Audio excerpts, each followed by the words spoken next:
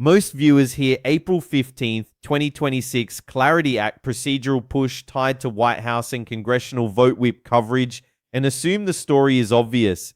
It isn't. The headline sounds bullish or bearish on the surface, but the real move usually starts when the market reprices the hidden mechanism underneath it. This setup matters because what 500 XRP could be worth after two urgent April 15th clarity moves is not just a headline story. It can change the math for 500 XRP faster than most holders expect. Stay with me because the key signal is not the loudest one. It is the one that changes what happens next. By the end of this video, you'll know exactly which signal matters most and what it means for your next move. And I'll translate that into real XRP holder math with concrete upside, downside, and positioning scenario. Here is the setup. The market is watching a procedural clarity push tied to April 15th, and it is also watching whether the White House and congressional vote whip coverage start lining up in public. Those are not the same thing. The first move is legislative motion. The second move is political commitment. If only one appears, XRP probably gets a reaction. If both appear together, XRP could get a repricing, because the market would no longer be looking at endless fog. It would be looking at a pathway. That is the difference between a trade and a thesis. Now pause. Price does not wait for perfect certainty. It usually moves when uncertainty becomes measurable. That is why a procedural push matters more than many retail holders realize. Big money does not need final victory to start building exposure. It needs a timeline it can model, compliance language it can study, and enough political alignment to believe the process is real. That is where XRP gets interesting. The market has spent a long time pricing XRP with a legal discount attached to it. A visible April timetable is one of the few things that can compress that discount fast. Even before the endgame fully arrives, think about how institutions behave. They do not wait until the public has absolute clarity and then race each other at the exact same second. They work in layers.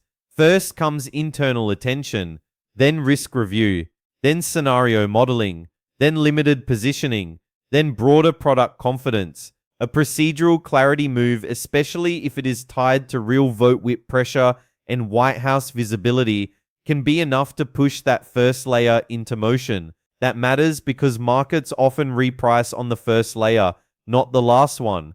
Retail traders keep waiting for the ribbon-cutting moment. Professionals start moving when the probability tree becomes legible. So let us break the two moves down in plain English. Move number one is the procedural push itself. That means the story is no longer just people talking. There is an observable legislative step on the calendar. Move number two is the part many holders are treating too casually: coordinated seriousness. If the White House and congressional leadership are both tied into the vote whip narrative, the market reads that as intent, not guaranteed victory, but intent with structure. And in markets, structured intent is a lot more valuable than loud opinions. Here is the first scenario. Only one move lands cleanly. Maybe there is noise, maybe there is a procedural headline, but the political backing still looks fuzzy. In that case, XRP can still spike, but it is more vulnerable to a quick fade because traders will ask the same question they always ask: is this actually becoming actionable, or is this just another date people are overreacting to? In that softer scenario, a move higher can still happen, but it is usually a trading move before it is a regime change move. That means excitement first, follow through second, and often disappointment in between. Now the strongest scenario. Both moves show up in a way the market can see. There is legislative motion and there is visible political effort around it. That is where the framing changes. XRP stops looking like a coin waiting for a miracle and starts looking like an asset moving through a narrowing bottleneck. The market does not need a final stamp of perfection to respond to that. It needs enough evidence that the range of uncertainty is shrinking. If that happens, the repricing window opens wider than most casual holders expect, because it is no longer just crypto traders reacting. It becomes a broader market question about timing, access, and positioning. And this is where the bag math becomes very personal. If XRP is $3, 500 XRP is $1,500. If XRP is $5, that same bag is $2,500. If XRP reaches $8, 500 XRP becomes $4,000. At $10, it becomes $5,000. That is not life-changing money for everyone, but it is no longer trivial money either. The reason this matters is simple. Many viewers treat 500 XRP like a random small stack, when in reality, a regulatory re-rating can make a modest bag suddenly worth paying attention to. Now, step 1, level up. If you hold 1000 XRP, those same price levels become $3,000, $5,000, $8,000, and $10,000. If you hold 5000 XRP, the numbers turn into $15,000, $25,000, $40,000, and $50,000. That is why regulatory timing matters so much more than generic hype. It moves the conversation away from vague optimism and into practical scenario math. Comment with your XRP bag size range or the bag you are targeting, because this is the point where the headline stops being abstract and starts becoming your own plan. If this breakdown is helping you connect headlines to real holder math, hit like here, because most people are still reacting to noise instead of the sequence behind the move. Now let us deal with the institutional angle the right way. A clearer regulatory path does not mean every giant asset manager suddenly announces XRP exposure. It does not mean a rumor becomes true overnight. It does not mean adoption appears in one clean headline. What it can mean is that legal teams, custody teams, tokenization teams, treasury desks, and product committees stop treating XRP like a file that must stay buried at the bottom of the stack. That shift sounds boring. It is not. A boring shift in institutional process can produce a very non-boring shift in price.